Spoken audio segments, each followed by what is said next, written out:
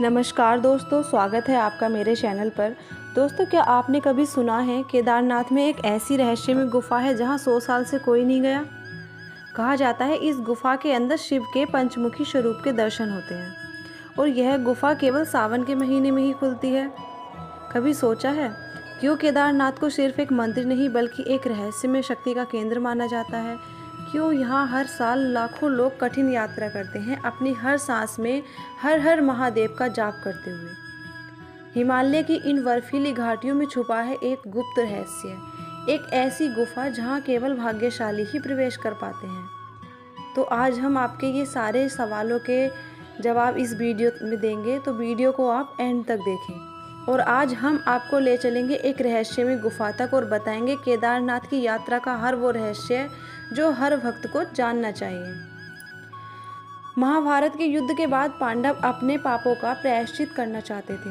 उन्होंने भगवान शिव की शरण ली, लेकिन शिव उनसे रुष्ट थे और बैल के रूप में हिमालय की इन घाटियों में आकर छिप गए। पांडवों ने बैल को पहचान लिया, लेकिन शिवजी अचानक अदृश्य हो गए। कहा जाता है कि शिव का कुबड़ केदारनाथ में प्रकट हुआ और उनका मुख रूप कुंड के पास देखा गया, मगर पांडवों को दर्शन यहीं केदारनाथ के पीछे एक गुफा, पंचमुखी गुफा में हुए। वहाँ के लोगों का मानना है कि सावन के महीने में इस गुफा का द्वार स्वतः खुलता है, परंतु वहाँ जाने का रास्ता बहुत कठिन है और कई बार लोग रास्ता भटक भी जाते हैं। यह गुफा साधकों के लिए तपस्या का केंद्र है और कहा जाता है जिसने भी यहाँ ध्यान लगाया है उसका जीवन हमेशा के लिए बदल गया। तो हमें केदारनाथ की यात्रा कहाँ से करनी है, कैसे करनी है, इसके लिए मैं थोड़ी सी जानकारी आपको देती हूँ। केदारनाथ की यात्रा की शुरुआत हरिद्वार या ऋषिकेश से होती है। यहाँ से सोनप्रयाग तक टैक्सी या बस से पहुँचा जा सकता है। सोनप्रयाग के बाद गौरीकुंड के लिए लोकल शेयरिंग जीप भी मिलती हैं। गौरीकुंड से शुरू होती है 16 किलोमीटर की कठिन पैदल यात्रा। हर मोड़ पर बम बम भोले की गूंज आपको ऊर्जा देगी।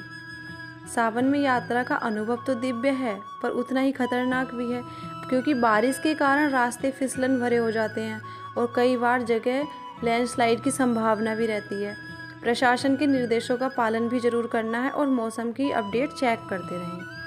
अगर पैदल यात्रा संभव ना हो तो गौरीकुंड से केदारनाथ तक हेलीकॉप्टर की सेवा भी उपलब्ध है।